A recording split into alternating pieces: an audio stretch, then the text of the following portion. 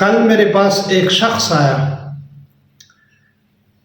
تو وہ کہہ رہا تھا کہ شاہ صاحب میرا بچہ بہت زیادہ روتا ہے، بہت زیادہ اس نے پریشان کیا ہے۔ تو میں نے اس کو کہا کہ آپ دم کروا لیں۔ وہ کہہ رہا تھا کہ شاہ صاحب بچہ اتنا زیادہ روتا ہے، اتنا رونا دھونا کرتا ہے، اتنا رونا دھونا کرتا ہے کہ سکون ہی نہیں ملتا میں۔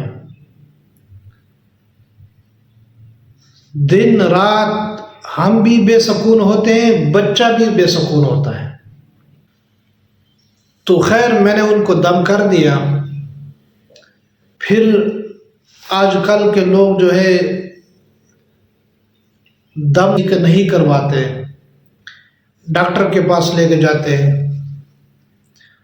ڈاکٹر جو ہے اس نے تو ظاہری بات ہے کہ خالی تو آپ کو نہیں چھوڑنا، آپ کو دوائی دینی ہے۔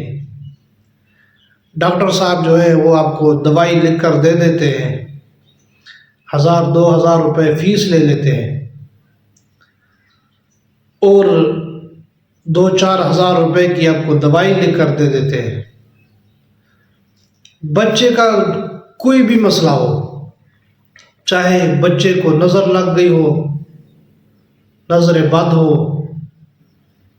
یا بچے کے پیٹ میں درد ہو، کان میں درد ہو، کوئی سر میں درد ہو، کوئی ایسے مسئلے مسائل ہو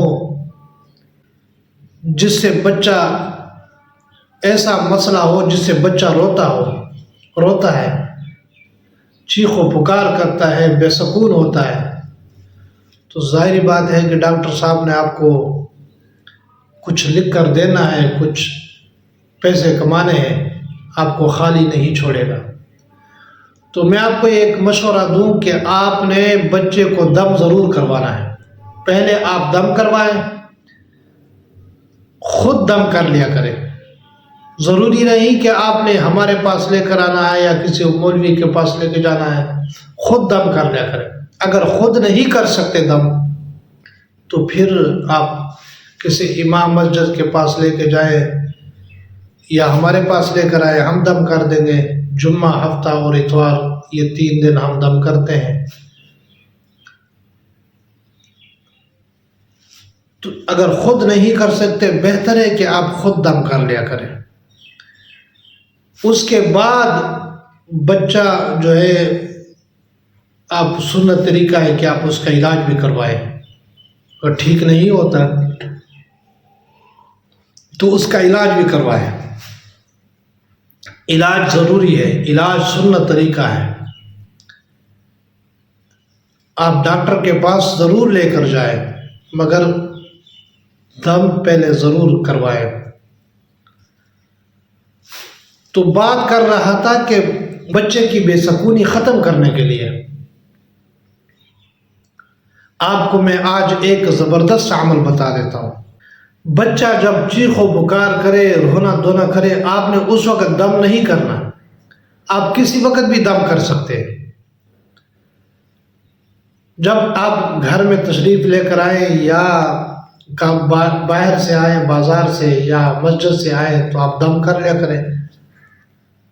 اور اگر گھر والے جو ہے، بچے کی ماں، وہ دم کر لیا کرے، ہر وقت دم کر لیا کرے۔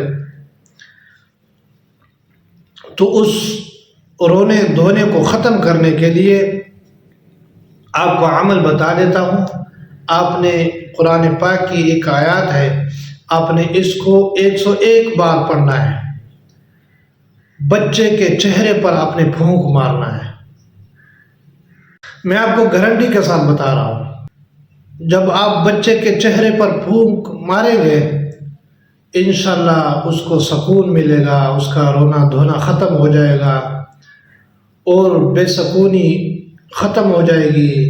آپ بھی چین سے بیٹھ جائیں گے، چین سے، سکون سے، آرام سے نیند کریں گے، سو جائیں گے۔ بچہ بھی آرام سے، سکون سے نیند کرنے لگ جائے گا، سونے لگ جائے گا۔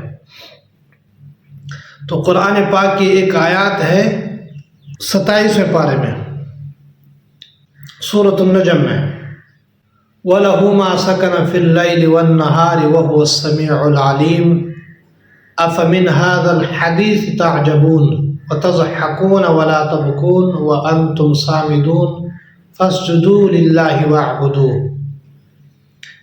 इस आयत को 101 बार आपने पढ़ना है और बच्चे के चेहरे पर आपने फूंक मारना है। इंशाअल्लाह मैं आपको गारंटी के साथ बता रहा हूँ, आपको गारंटी के साथ बता रहा हूँ कि बच्चे के बेसुकूनी जो है वो ख़त्म हो जाएगी।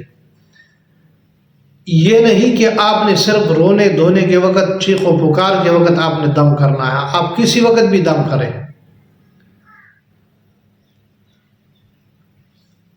और तक़वा इख्तियार करें, अल्लाह पर यकीन करें।